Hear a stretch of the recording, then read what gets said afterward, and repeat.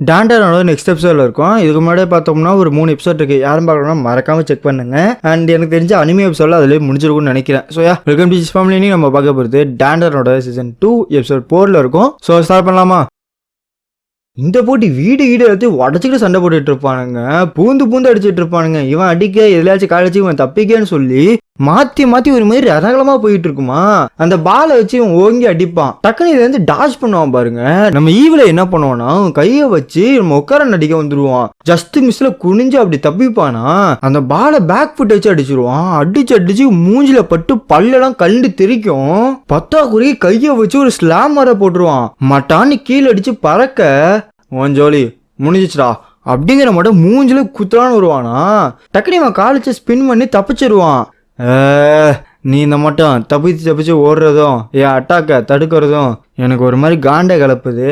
இருந்தாலும் பரவாயில்ல, நான் என் பாடியை ஃபுல்லாக யூஸ் பண்ணணும்னு நினைப்பேன். 10வது வரைக்கும் எனக்கு இந்த மாதிரி சீரியஸாக சண்டை போடுறது எனக்கு ரொம்பவே பிடிக்கும். என்னது இது, மூக்கில் ரத்தம் விழுகுது.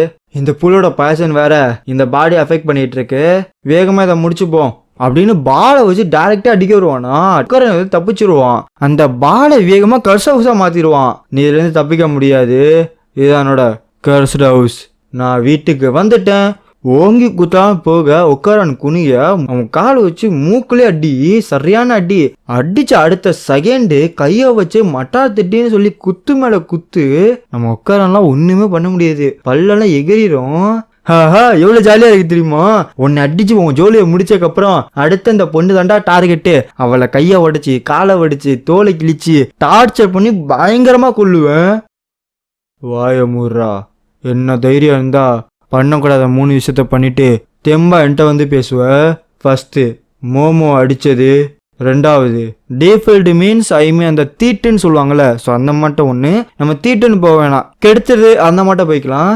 ஜிஜியை கெடுத்தது. ஜிஜி என்னைக்குமே மோமோ அடிக்க மாட்டான். என்னோட ஃப்ரெண்ட திருப்பி குடுறா இந்த போட்டு ஓங்கி குத்துலான்னு வருவானா.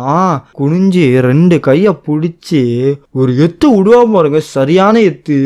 1 2 3 4 5 6ன்னு சொல்லி அடி மேல அடிய போட்டு 20 அப்படின்னு குத்துல அந்த ஹவுஸ் அப்படியே உடஞ்சி தெரிக்கும். 3வது என்னை காண்டு ஏத்துனது.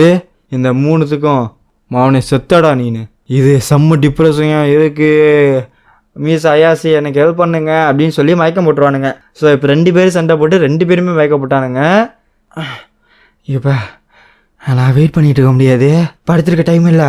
அயாஸ் எனக்காக வெயிட் பண்ணிட்டு இருப்பாங்க. நான் வேகமாக மேலே எவ்வளோ தூரம் போக முடியும் அவ்வளோ தூரம் போய் ஆகணும். இவன் வேற செம்ம வெயிட்டாக இருக்கிறான். டே வாடான்னு சொல்லி இழுத்துட்டு இருக்கப்ப கீழே ஏதோ ஒரு சவுண்டு கிடக்கும். ஒருவேளை நான் இங்கேயே வாழ்க்கை முழுக்க மாட்டிட்டேனா? ஆஹா, அதுக்கெல்லாம் வாய்ப்பே கிடையாது. என்னை காப்பாத்துக்க சொல்லி கத்திக்கிட்டு கிடப்பா. அம்மா டர்பகரணி, நீ என்னம்மா இங்க பண்ற? நீ அயாசே கூட இல்ல. என்னை காப்பாத்த வந்துட்டியாடா? எவ்வளவு வேண்டா உனக்கு? டேய் தெளிவா சொல்றேன், காப்பாத்த வரேன்ற பேர்ல கவுந்துராத. நீ மட்டும் ஒட்டிக்கிட்ட ஜோலி முடிஞ்சிச்சு. தெளிவா சொல்றேன்டா, ஒட்டிக்காதடா கத்திக்கிட்டு இருப்பாள். இவன் சொன்ன மாதிரியே ஒட்டிப்பா. அட பைத்தியக்காரடா, தான் சொல்றேன்டா, நீரா எதுக்கு லாய்க்கில்லடா, நீரா வெத்து வெட்டுறா, எதுக்குடா நீ இருக்கிற? ரைட்டு, கோவப்பட வேணாம். சரி, என் பவர் யூஸ் பண்ணு இந்த இடத்துல தப்பிச்சிடலாம். பவர் யூஸ் பண்ணு. ஆனா நான் ஏற்கனவே 2 தடவை யூஸ் பண்ணிட்டேன்னு. டேடி எதுக்குமே லாய்க்கலடா, நம்ம ஜோலி முடிஞ்சிச்சுடா, உன் வாழ்க்கைக்கு டாடா பாய் சொல்லிடு அப்படிங்கிற ரேஞ்சுக்கு பேசிட்டு இருப்பா. ஐயா சரி ஹெல்ப் பண்ணுன்னு சொல்லி கதறிட்டு இருக்க. மேல வீடு வெடிச்சு சதறிட்டு இருக்கும். இதுக்கெல்லாம் காரணம் நீதானா? நீ தான் அந்த வீட்டை பற்ற வச்சியா? ஆமாங்க, அது ஒரு பக்கத்து இருக்கட்டும். வீட்டுக்கு அடியில் ஏதோ ஒன்று கிடக்குதுங்க. இந்த வீட்டில் நிறைய பேரை கொண்டிருக்காங்க. இங்கே என்ஜோஜி ஃபேமிலின்னு சொல்லிட்டு ஒருத்தவங்க வாழ்ந்தாங்க. அவங்களும் உனக்கும் என்ன வன்மோ? இங்கே பாருங்க, அதுக்கெல்லாம் இங்கே டைம் இல்லை, அது அப்புறம் பேசிப்போம். நீ பதில் சொல்கிற மாதிரி தெரில. கார்ல ஏறு, போலீஸ் ஸ்டேஷனுக்கு போகலாம். பின்னாடி பார்த்தா சூரிய உதிக்க ஆரம்பிச்சிருமா. சன்செட் ஆகும் போது சீக்கிரமா ஏதாச்சும் பண்ணி ஆகணும். டே தீயணைப்பாளர்களா, அந்த வீட்டுக்கு அடிக்காதீங்க, தண்ணி கீழே அடிங்க, சீக்கிரம் அடிங்கடான்னு சொல்லி கத்திட்டு இருப்ப. கண்டிக்கவே மாட்டானுங்க. கால் ஏத்துன்னு சொல்லி கால் ஏத்திட்டு இருப்பாங்க. அந்த இடமே பூமியா பார்த்தோம்னா நடுங்கும். ஐயோ எர்த்குவேக் வந்துருச்சுன்னு சொல்லி எல்லாமே கீழே குனிய. அந்த புழு அப்படியே எல்லாத்தையும் உடச்சுக்கிட்டு வெளியில வர. அவ்வளவுதான், இருக்கிற இடம் தெரியாம எல்லாம் அலறி அடிச்சுட்டு ஓடுவானுங்க. ஆஹா, பெரிய பாம்பு ஊருக்குள்ள வந்துருச்சுடான்னு ஓட. நான் எப்படியோ டயத்துக்கு வந்துட்டேன். அண்டர் கிரவுண்ட்ல இருக்க புழு அப்படிங்கிறது சன்லைட்டுக்கு வீக்கா இருக்கும். நம்மளால அதை ஃபோர்ஸ் பண்ணி மேல தூக்கிட்டு வர முடியாது. ஆனா அது நினைச்சா அதெல்லாம் வேலை வர முடியும். மாமா உனக்கு இந்த மேட்ரு தெரியுமா? மழை பெஞ்சிச்சுன்னா பூமி எல்லாமே சாண்ட் எல்லாமே பார்த்தோம்னா ஈரமாயிரும். புளி எல்லாமே தோலை வச்சுதான் சுவாசிக்கும். அப்படி இருக்கிறப்ப மண்ணு ஃபுல்லா இதா இருக்கனால அதெல்லாம் சுவாசிக்க முடியாது. ஸோ மேலே வரும். ஆனா அதுக்கு தெரியாது மேல வந்துச்சுன்னா சன் அதை கொன்றுன்னு சொல்லி இதுதான் வேர்ம் தன்னைத்தானே பண்ணிக்கிறது அப்படிங்கிற மாதிரி நாங்க சொல்லுவோம். இந்த புகிட்டு இந்த புழுவா என்ன பண்றதே தெரியாது வீட்டுக்குள்ள போய் ஒழிஞ்சுக்கோம். இந்த வீட்டை அப்படின்னு சொல்லி பக்கத்துல இருக்க ஃபயர் ட்ரக்கை தூக்கி வீட்டை அது மூஞ்சில சேர்த்து அடிப்பா பாருங்க. சரியான அடி. அடிச்சு அடிக்கு வேற வழியே கிடையாது, தங்கறதுக்கு வேற இடமும் தெரியாது. சோயா அந்த புழு அப்படிங்கிறது அதே இடத்துல செத்து போயிடும். அது வாயை அப்படியே ஒரு மாதிரி வச்சு கீழே கொட்டுவா. யாருன்னு பார்த்தா கீட்டோ ஃபேமிலி. என்னால் நம்பவே முடியல. இன்னுமாடா நீங்க உயிரோட இருக்கீங்க? அரே என்ன காரியம் நீ பண்ணிருக்க?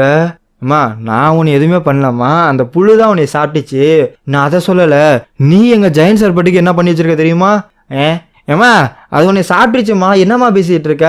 உன்கிட்ட பேசினாலும் வேலைக்காகுது, நான் கிளம்புறேன். டக்குன்னு எர்த்துவாக்கு வந்துடும். என்னன்னு பார்த்தா நான் சொன்னல இது எல்லாத்துக்கும் நீதா காரணம், எங்கேயாச்சும் ஒன்று நடந்துச்சு அதுக்கு எல்லாத்துக்கும் நீதா காரணம். இந்த மால் எரிமலை வெடிச்ச சதற மேக்மா பத்திக்கிட்டு பரவும் நீதா அந்த சாக்ரிஃபைஸ்.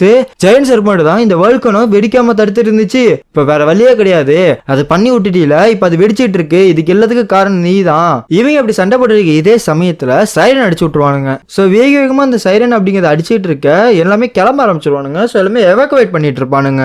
அந்த அமெண்ட்மெண்ட்டை சொல்லுவானுங்க, அதாவது டிராகன் வந்து வானத்துல பறந்து ரெயின்போவை கிரியேட் பண்ணும், இந்த மவுண்டனோட கோவம் அப்படிங்கிறது எரிமலையா பொங்கி வெடிக்கும். ஸோ அந்த மாதிரி அமெண்ட்மெண்ட் இருக்குல்ல, அதை சொல்லிட்டு இருப்பானுங்க. ஆனா நம்ம மோமுக்கு ஒரு விஷயம் புரியாது. பிகாஸ் இவங்க சொல்றது ஸ்கைல நடக்கக்கூடிய ஒண்ணு, ஆனா புழு ஸ்கைக்கே வராது, பூமிக்கு கீழே இருக்கக்கூடிய ஒரு பொருள். அப்படி இருக்கிறப்ப எப்படி டிராகன் வந்து எவனுக்கு போகும் அப்படிங்கிற ஒரு இது மட்டும் இவளுக்கு புரியாது. ட்ரக்கை பாப்பாளா? நீ தப்பா சொல்லிட்ட. கிரேட் சர்பண்ட் லெஜண்ட் கிடையாது, அது நேச்சுரல் ஃபவுண்டன் சொல்லிட்டு இருக்கானுங்க. அந்த ஃபவுண்டன் எப்பெல்லாம் எரப்ட் ஆகுதோ அப்பெல்லாம் வேர்ல்கனை வெடிக்க போகுதுன்றது அர்த்தம். பழங்காலத்து பீப்புள் எல்லாமே இதை தான் சொல்லியிருக்காங்க. ஆனா அதை டைரக்டா சொன்ன கேட்க மாட்டீங்கன்னு சொல்லிட்டு அது வித்தியாசமான இதில் சொல்லியிருக்காங்க. காலம் போன கடைசியில் அது வேற எங்கேயோ மாத்தி உங்களுக்கு புரிஞ்சிருக்கு.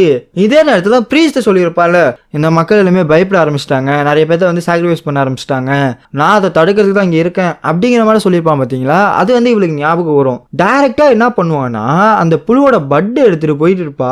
இப்ப பாரு உன்னைய சாக்ரிஃபைஸா வச்சு நாங்க இதை தடுக்கிறோம் பாருங்கிறப்ப அந்த புழு அப்படியே தூக்கி போட்டுருவா. வேக வேகமா ஓட துரத்திக்கிட்டு ஓடிட்டு இருப்பானுங்க இவங்களுக்கு பின்னாடி. எங்கடா போறானுங்கன்னு பார்த்தா இந்த வீடு வளைஞ்சு நெளிஞ்சு எங்கெங்கயோ போய் இந்த ஃபவுண்டைன் இருக்கும்ல அந்த இடத்தோட வால்வு மட்டும் வெடிச்சு சதுரிட்டு இருக்கும். அதுக்குள்ள அந்த பட் அப்படியே திணிச்சிருவா. அவ்வளவுதான், வாட்டர் முடிஞ்சிச்சு. அப்ப அங்கதான் இருக்கா, புடிங்கடா.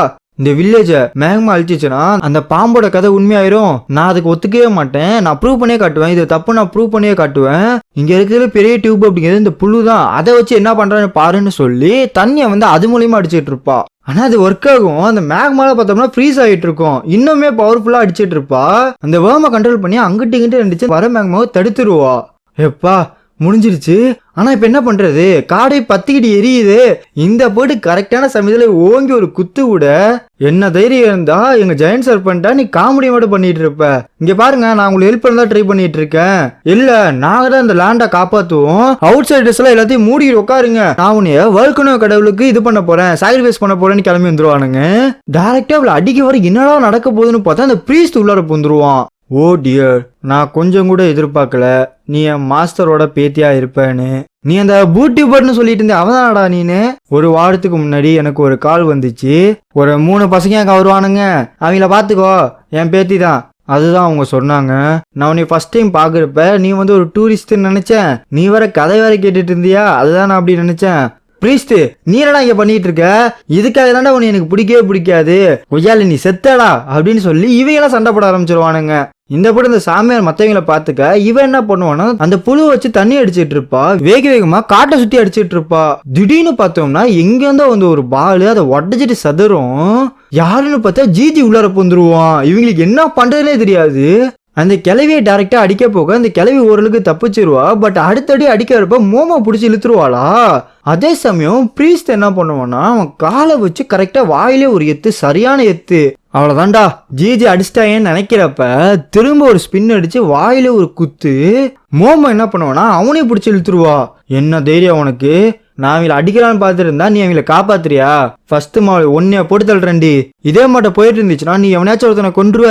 ஜிஜி கொலகாரணமானதை நான் விரும்பல. ஆமா உட்காரன் எங்க போனா, அவன் என்ன பண்ண? நான் என்ன பேசணும்னு நினைக்கிறேனோ அதுதான் பேசுவேன். எனக்கு இப்ப பசிக்குது. என்னால இதை நம்பவே முடியல, அவன் என்னோட பவர்ஃபுல்லா இருக்கான். இது எல்லாமே உங்களோட தப்பு தான், நீங்க தான் இவனை பிடிச்சி இங்க இழுத்துட்டு வந்தீங்க, வேற வழியா கிடையாது, எல்லாம் சேர்ந்து சண்டை போடுவோம்னு சொல்லிட்டு ஜிஜிக்கு எதிராக 3 பேருமே திரும்பிடுவானுங்க. ஜிஜி அந்த போட்டு வேகமா ஓடி வர இவங்க 3 பேர் ரெடியா இருக்க அப்படியே இங்க கட் பண்ணுவோம். சரி, இதுக்கப்புறம் என்ன நடக்கும் அப்படிங்கிறத நெக்ஸ்ட் சாப்டர்ல பார்ப்போம். Love you guys so much.